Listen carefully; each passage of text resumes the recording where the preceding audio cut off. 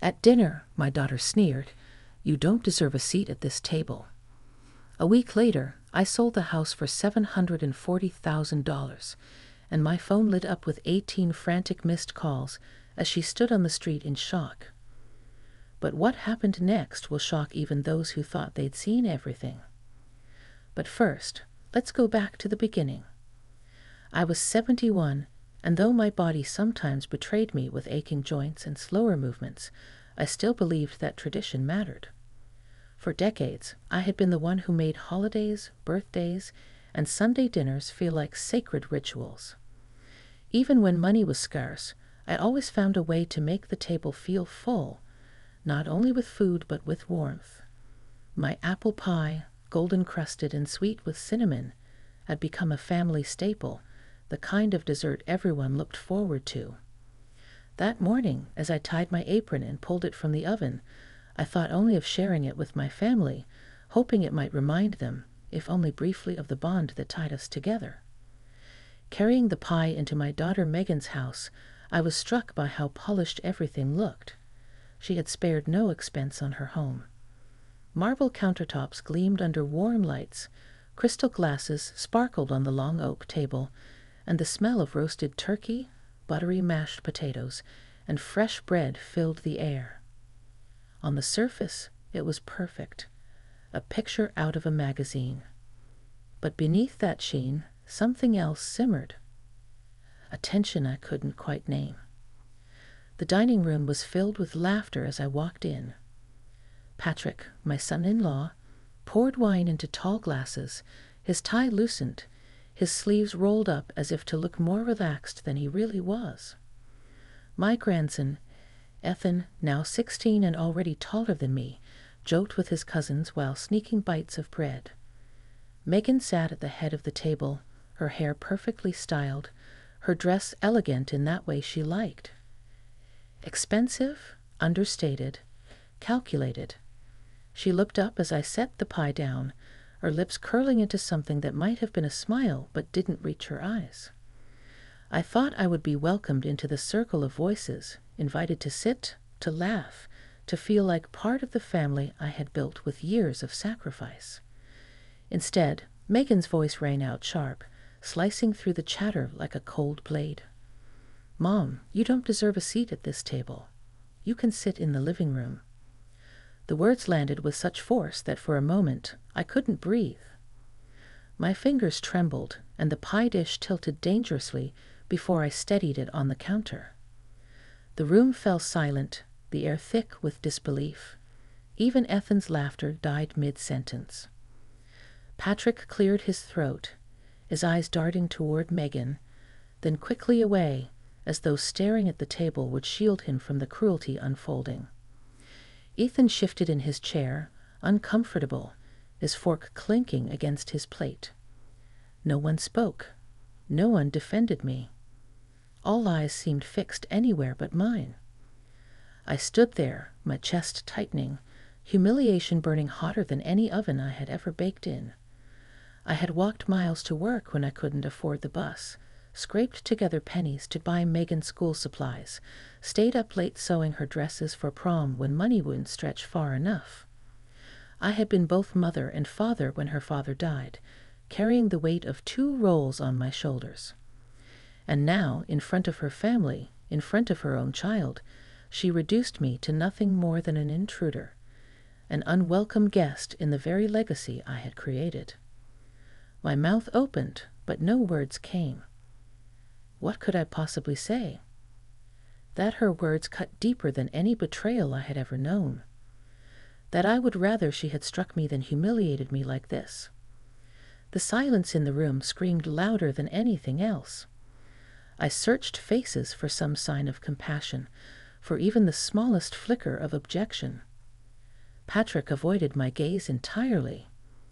Ethan's eyes met mine for a fleeting second, filled with confusion and pity, before he looked down, ashamed of what his mother had just done.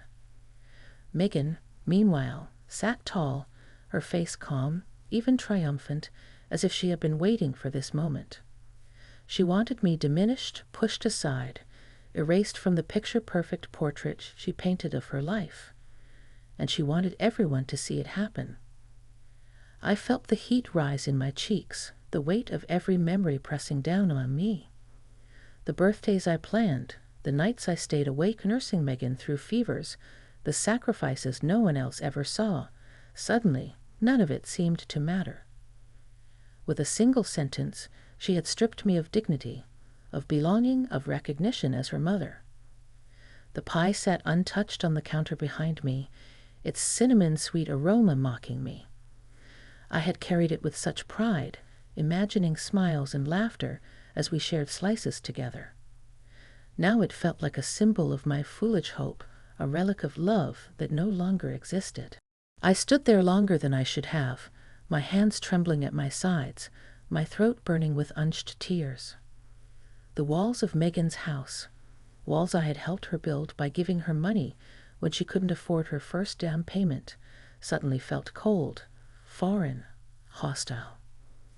"Go on, Mom," Megan added, her tone almost casual now, as though she had merely reminded me of some seating arrangement rather than driven a knife into my chest. The chatter resumed slowly, awkwardly, voices lowered, as if everyone decided to pretend nothing had happened. But the air was poisoned. The humiliation clung to me like smoke, choking, inescapable.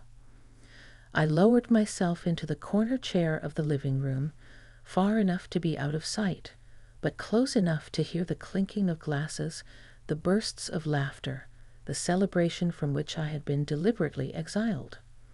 Alone, I sat in silence, the smell of roasted turkey and sweet apple pie drifting through the air, reminding me that no matter what I had done, no matter what I had given, in Megan's eyes I had been reduced to nothing. And in that silence my heart cracked, not from age, not from weariness, but from the sting of betrayal that only a daughter's cruelty could deliver. That night I lay awake in bed, staring at the ceiling as Megan's words replayed over and over in my head. "Mom, you don't deserve a seat at this table." They echoed in the silence, louder than the ticking clock on my nightstand, louder than the cars outside my window. I tried to tell myself I must have misunderstood her tone, that maybe it was a careless remark, not meant as cruelly as it sounded. But no matter how many times I twisted the memory, the truth sat heavy in my chest. My daughter had meant every word. I thought of the years I had carried her through storms. When her father died, I didn't have the luxury of grief. Megan was only 7, and she needed food on the table, clothes that fit, a safe home. I took a second job cleaning offices at night, scrubbing floors until my hands cracked and bled, then waking up at dawn to stand behind the counter at the diner. I sacrificed my youth, my health, my every dream, so she could have hers. When college bills came, I skipped meals to pay them. When she married Patrick and they were drowning in debt, I handed her the down payment for their first home, pulling from the little savings I had left. Every milestone in her life had my fingerprints on it, though she pretended not to see. So why now?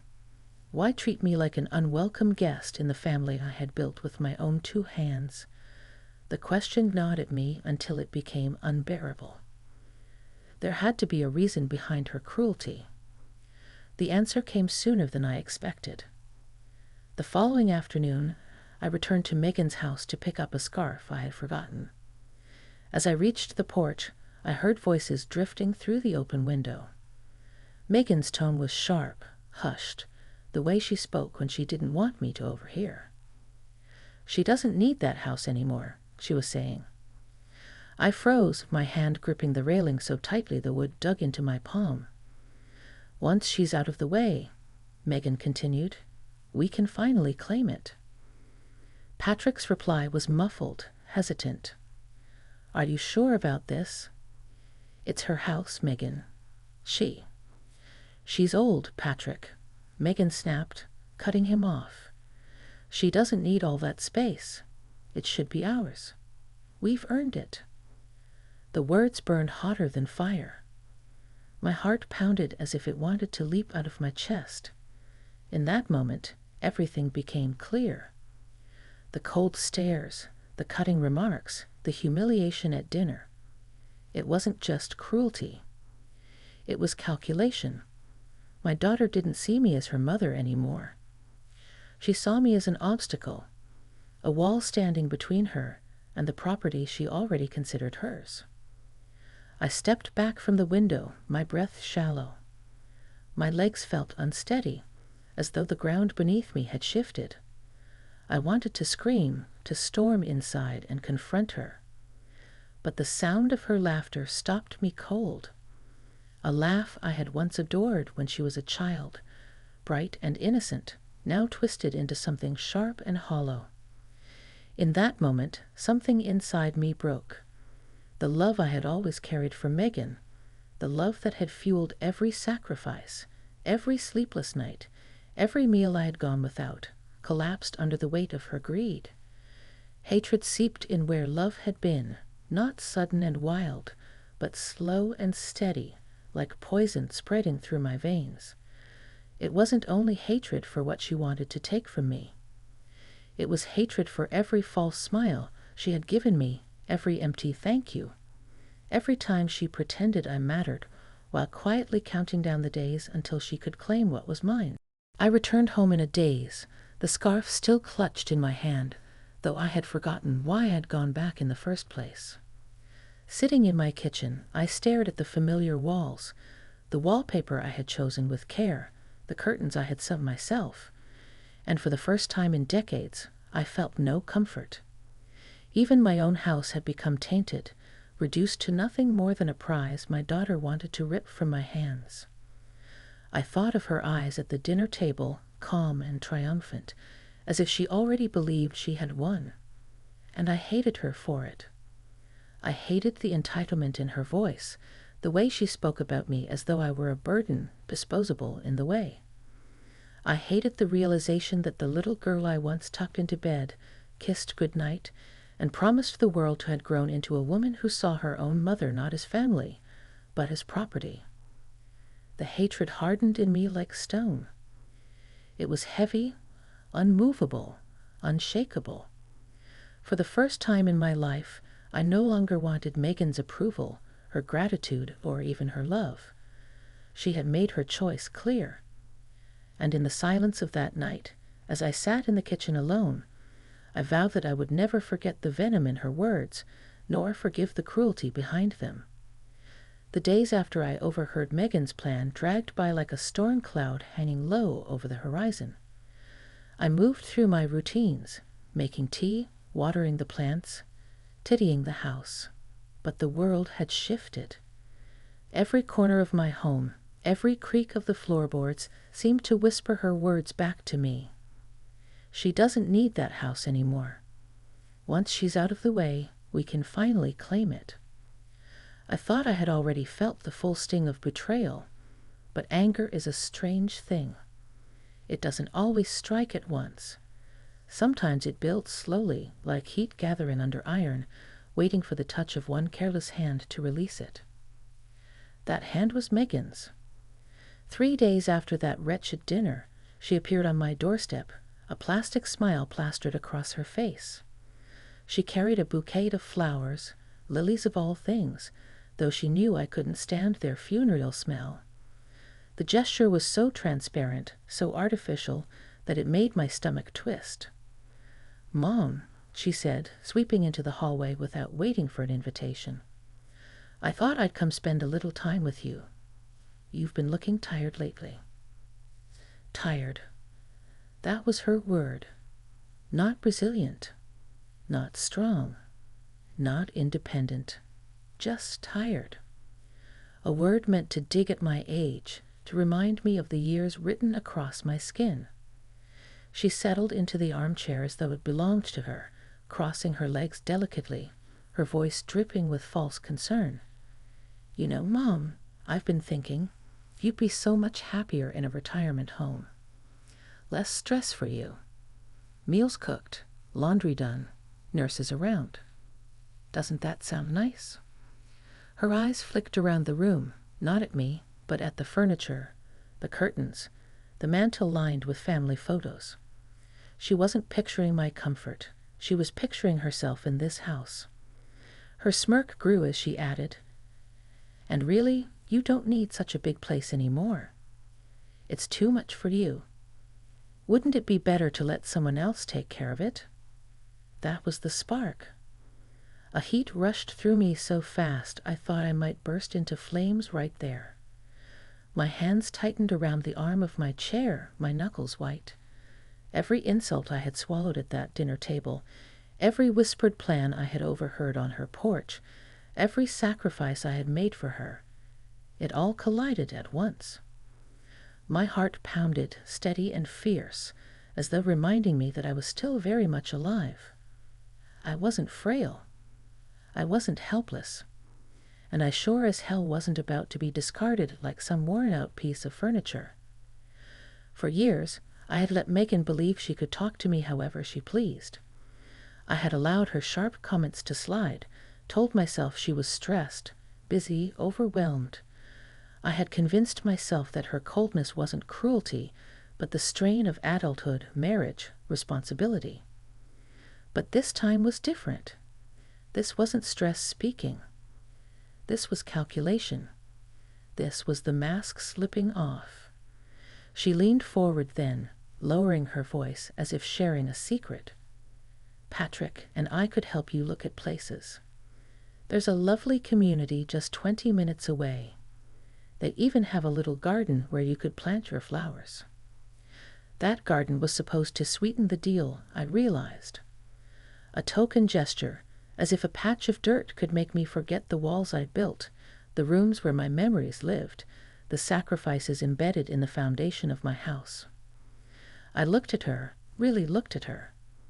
The carefully styled hair, the diamond studs in her ears, the wrinkle-free dress that probably cost more than my monthly groceries. She had built a life on the back of my labor, my sleepless nights, my endless giving. And now she was circling like a vulture, waiting for me to collapse so she could pick at what was left. My anger sharpened into something cold and controlled. I could feel the steadiness in my voice, even as my chest thundered. "Is that what you think, Megan? That I'm too old for my own home?" Her smirk flickered, just for a second, but she recovered quickly. "I just want what's best for you, Mom. That's all." But the false sweetness couldn't cover the hunger in her eyes. I recognized it now for what it was: greed. I sat straighter, my spine refusing to bend beneath her words. I wanted to scream at her, to hurl every memory of sacrifice in her face. But I didn't. Anger, I realized, didn't always need to roar. Sometimes it needed only to simmer, to gather, to wait for the right moment. In that instant, I made a decision, not a loud one, not a dramatic one, but a decision that settled deep in my bones. "No, Megan, you will not win this time." I let her keep talking, spinning her little fantasies of retirement homes and easier lives, nodding as though I were considering her words. But inside me, the fire had already caught. My anger was no longer weakness. It was fuel. And I knew, without a shadow of a doubt, that her cruelty had just lit the final straw.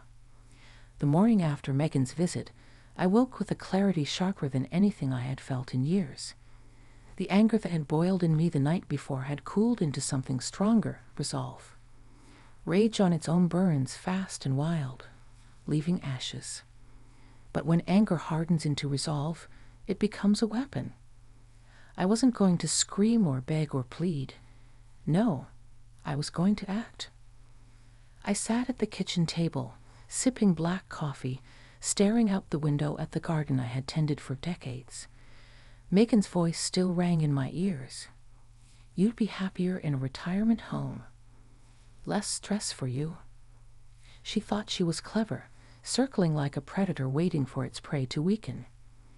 But what she didn't realize was that her cruelty had given me strength. She believed I was defenseless, but she had no idea I was already forming a plan that would cut her deeper than any sharp word could. By mid-morning, I picked up the phone and called the local real estate agency. My voice didn't waver. "Yes, I'd like to schedule a consultation. Today, if possible. That afternoon, I stepped into their office, a neat little space with polished floors, the smell of fresh coffee, and a row of photographs on the wall showing happy couples in front of newly sold homes. A young man in a crisp suit greeted me. His name was David. He had sharp eyes, the kind of eyes that missed nothing, but there was warmth in his voice as he offered me a seat. "What can I do for you today, ma'am?" he asked, pen poised over his notepad. I looked him squarely in the face. "I want the house sold as quickly as possible. No games, no delays, and certainly no family discounts." His brows lifted. "Are you sure? It's a valuable property. If we wait, we might squeeze more out of the market." I cut him off with a steady smile. "Exactly. It's valuable, which is why I want it done properly, but I want it done fast. And let me be perfectly clear, I already know who won't be getting it." David studied me for a long moment, then nodded slowly. He didn't ask questions. He didn't pry into the bitterness hidden behind my calm. He simply understood. He laid out the process, every detail of the paperwork, every step of listing and appraisal. His voice was efficient, practiced, but I listened to every word as though it were the sound of chains breaking. This was no longer just property. It was my freedom, my statement, my refusal to be erased. When I signed the first set of documents, the pen felt heavier than any tool I had ever held. I had scrubbed floors with mops, chopped vegetables with knives, sewn clothes with needles, but never had my hand felt so powerful as it did pressing ink onto those pages. Each stroke was a quiet rebellion, a promise that Megan would never have the satisfaction of claiming what she thought was hers. Over the next few days, things moved quickly. The appraiser came, marveling at the condition of the house, praising the care I had taken over the years. I said little, only nodding, though inside me there was a grim satisfaction in knowing that the house's worth was far more than Megan imagined. By Thursday, the paperwork was already moving faster than I had dared hope. David was efficient, and the interest in the property was strong. He assured me it wouldn't take long to find the right buyer. Each time I left his office, my steps felt lighter, as though with every signature, I shed the weight of Megan's greed from my shoulders. At home, I kept my silence. Megan still called, still dropped by unannounced, her tone dripping with rehearsed sweetness. "Mom, how are you feeling? You look tired. Are you sure you're managing okay all by yourself?" I forced myself to play the part. I smiled weakly, let her think I was meek, let her believe she still held the upper hand. She smirked, smug in her assumption that I was fading, that I was too feeble to resist her schemes. But beneath my calm exterior, I was counting the days until the trap closed. When she sat at my kitchen table and tossed out little remarks, "You really should think about smaller places, Mom. You'll be overwhelmed soon." I kept my gaze low, nodding, as though I were already halfway convinced. I let her talk, let her build her little tower of arrogance higher and higher. And the higher she built it, the harder she would fall when she discovered what I had done. The house that she had already pictured as hers, the walls she thought she would one day decorate, the rooms she believed she would stride through with the same entitlement she had shown me at dinner. It was slipping further and further from her grasp with every form I signed, every handshake I exchanged. And Megan had no idea. Each evening, as I locked my doors and turned off the lights, I lay in bed not with dread, but with a fierce, burning anticipation. My anger was no longer just emotion. It had become strategy. And with each passing day, I was one step closer to delivering the only lesson Megan would understand. Friday morning dawned gray, the kind of heavy sky that threatened rain, but never quite delivered. I stood in the kitchen, the kettle whistling softly, steam curling into the air. The calmness of that moment contrasted sharply with the storm I knew was brewing. My heart was steady, my hands deliberate as I poured the hot water into my teacup and stirred in a spoonful of honey. By then, the paperwork was nearly complete, the process already irreversible. My decision had hardened into something immovable. The slam of the front door echoed through the house, breaking the silence like a thunderclap. I didn't need to turn around to know it was Megan. Her footsteps pounded down the hallway, fast and furious, the way she always entered when she wasn't coming to visit but to demand. "Mom," she barked, bursting into the kitchen. Her face was flushed red, eyes wide, hair slightly disheveled as if she'd stormed out the door without even checking the mirror. "I heard you're selling the house. What are you thinking?" She stood in front of me, waiting for panic, waiting for me to back down, to stumble and explain myself. But I didn't flinch. I calmly lifted the cup to my lips, the porcelain warm against my hand, and took a slow sip of tea. Only then did I meet her gaze. "Yes, Megan," I said evenly. "It's already in process, and the buyer is offering the full $740,000. For a moment, the words didn't seem to register. Her lips parted, but no sound came. Then her face drained of color so quickly I thought she might faint. You can't do that," she finally stammered, her voice cracking with disbelief. "Where will we go?" "That house." "That house," I cut in, my voice sharper than she had ever heard it, "was mine. Every brick, every beam, every corner of it. Mine. You told me I don't deserve a seat at your table. Why should you deserve a roof from mine?" Her jaw worked silently, as if she were trying to find words, but none would come. She glanced toward the doorway, where Patrick had appeared, shoulders slumped, face gray with exhaustion. He rubbed his temples slowly, the gesture of a man who had long since given up fighting battles he knew he couldn't win. "Megan," he said quietly, "maybe we should just—" "Don't you dare," she snapped, spinning on him. Her voice cracked like a whip, but even in her fury, she couldn't disguise the tremor of panic beneath it.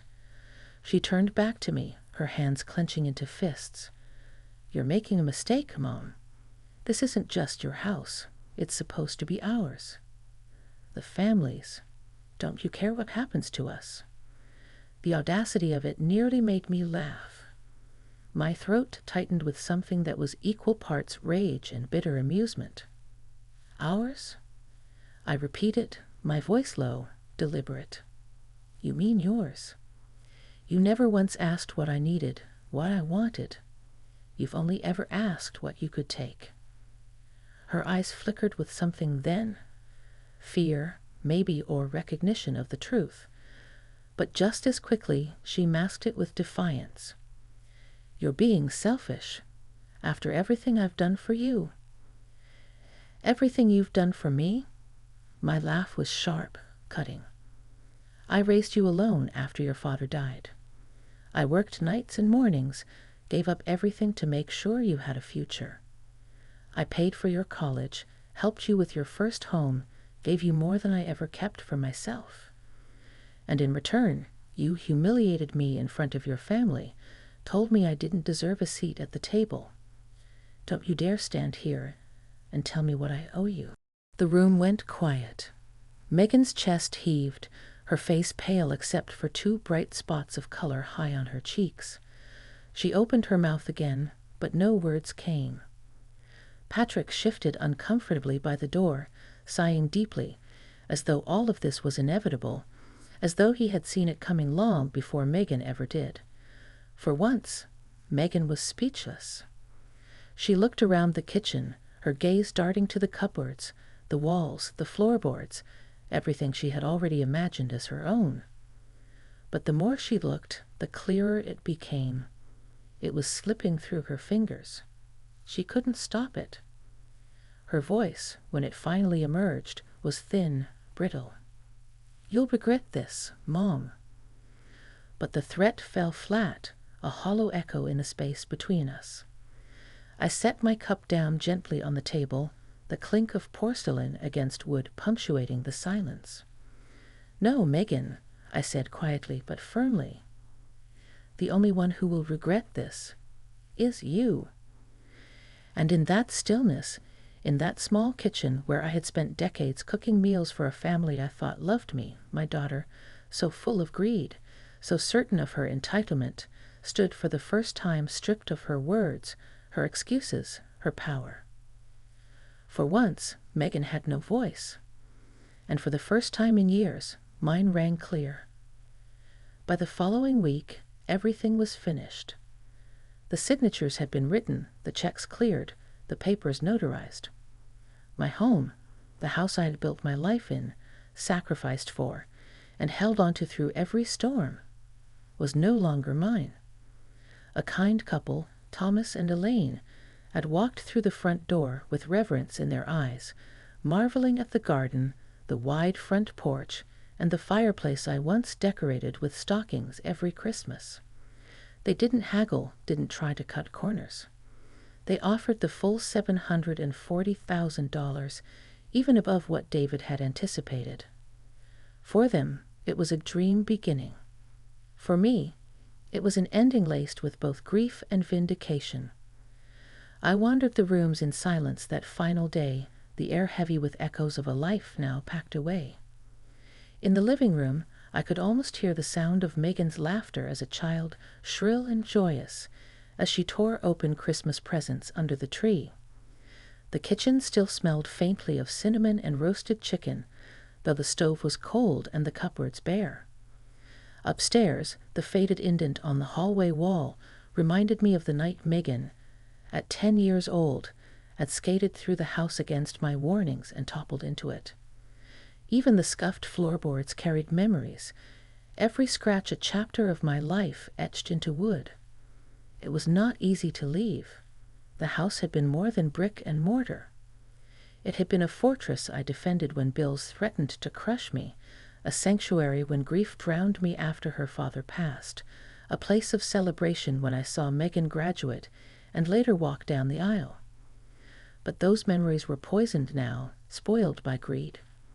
What once gave me comfort had become a weapon in Megan's eyes, a prize she believed she was entitled to. The house no longer felt like mine. It felt like a burden, a trophy she circled like prey. And so I let it go. I closed the last box, carried it to the car, and walked back through the echoing rooms. My footsteps were loud against the emptiness, reminding me that even the strongest walls grow silent when love leaves them. At the front door, I paused, letting my eyes sweep over every corner one last time. Memories rushed through me in flashes. Megan's prom dress spread across the couch as I hemmed it by hand, birthday candles dripping wax onto plates, the first rosebush blooming in the backyard. They were mine, and they would remain mine, but the house itself belonged now to someone else. With a steady hand, I pulled the door shut and turned the key in the lock. The click was final, a sound like a chapter closing. I slipped the keys into an envelope for the new owners, slid it into David's hand, and walked away. Not an hour later, my phone rang. The caller ID showed Megan's name flashing insistently. I let it ring the first time, then the second. By the third, I answered. Her voice was shrill, frantic, carried more by panic than anger. You'll regret this, Mom. Do you hear me? You'll regret it. Where are you going to live now? What are you going to do without that house? I held the phone calmly against my ear, my voice steady, almost serene. That's my business, Megan. But I'll tell you this, wherever I go, it will be a place you can't treat me like trash. There was silence on the other end, a silence thick with disbelief and rage. Then the line filled with static as she screamed, but I pressed the button and ended the call before her words could poison me further. The phone buzzed again. Once, twice. By the end of the evening, there were 12 missed calls. By morning, 18. Each one a reminder of her desperation, her unraveling. The woman who had once smirked as she told me I didn't deserve a seat at her table was now reduced to begging for my attention, pounding against a door I had already locked. I sat in my car, the engine humming softly, watching the house in my rearview mirror grow smaller as I drove away. For the first time in years, I didn't feel fear or shame. I felt release. The house was gone, yes, but so too was the shadow of Megan's greed. As I turned onto the main road, the sun broke through the clouds, spilling light across the windshield. It struck me then that endings are not always about loss. Sometimes they are about reclaiming what was taken, dignity, peace, the right to stand unbowed. And in selling that house, I had taken back all three. The check cleared within days, the numbers stark and undeniable in my account, $740,000. For so long, money had been something I stretched, rationed, and prayed over. I knew what it was to count coins at a grocery counter, to patch shoes instead of buying new ones, to quietly decline invitations I couldn't afford. But now, for the first time, the weight of scarcity no longer pressed on my shoulders. That house, once Megan's obsession, had given me freedom, not her. I wasted no time. I went searching not for luxury, but for dignity, for a space that belonged wholly to me. That's how I found the apartment.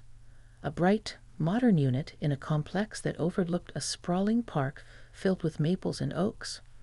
The building had glass balconies, wide hallways, and an elevator that whispered quietly instead of rattling like the old one in my house.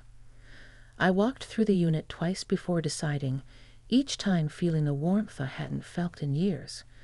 The sunlight streamed through tall windows, catching the soft cream of the walls. It smelled of fresh paint, new beginnings.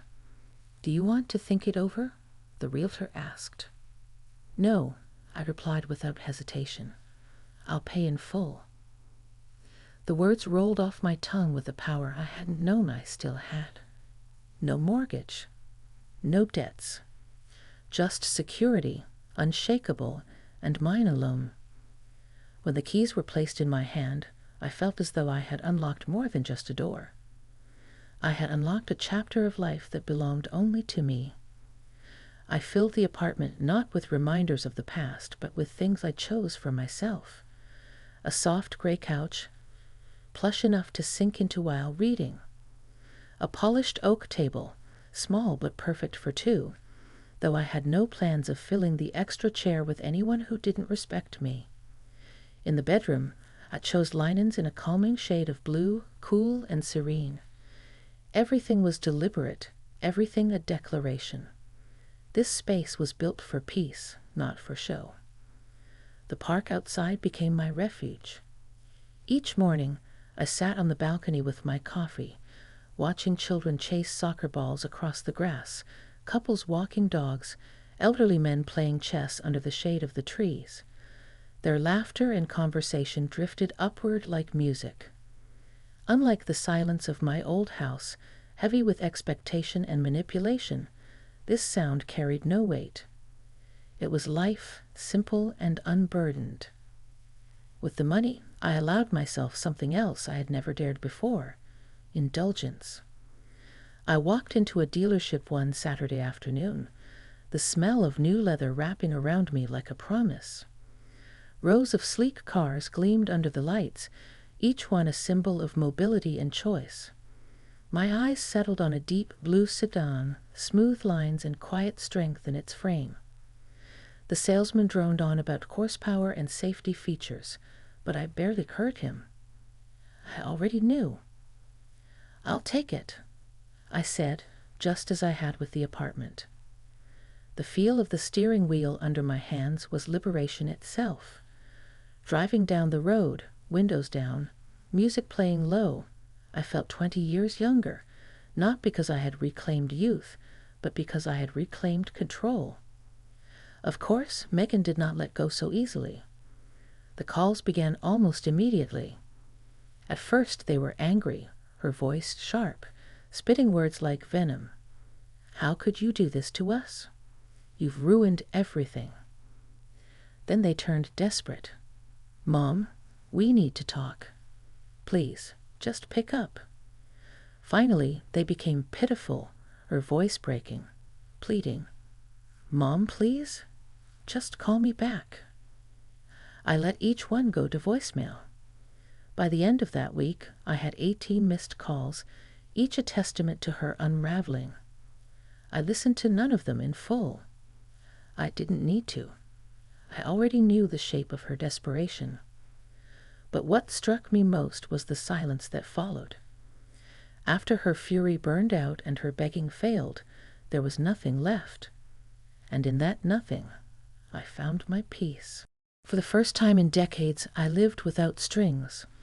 No manipulation tugged at me, no guilt gnawed at me, no daughter's entitlement shadowed my steps. I ate when I wanted, slept when I wanted, sat in my living room without bracing for criticism. I was not surviving anymore. I was living. Justice doesn't always roar. Sometimes it whispers.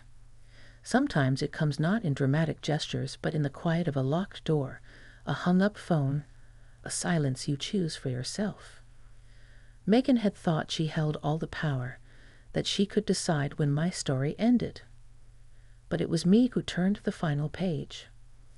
And in that silence, unbroken and absolute, I discovered something far greater than victory. I discovered freedom.